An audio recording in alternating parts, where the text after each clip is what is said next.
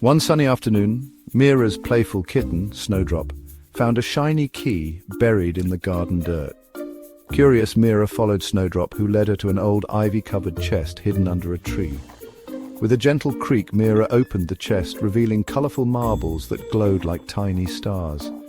That night, her room transformed into a magical, twinkling wonderland. From then on, Mira and Snowdrop would sit by the glowing chest, dreaming of adventures in the starry skies. Every night their imaginations soared, painting pictures of far-off lands and twinkling constellations. So next time you stumble upon something curious, remember Mira and Snowdrop's enchanting discovery. You never know what magic awaits.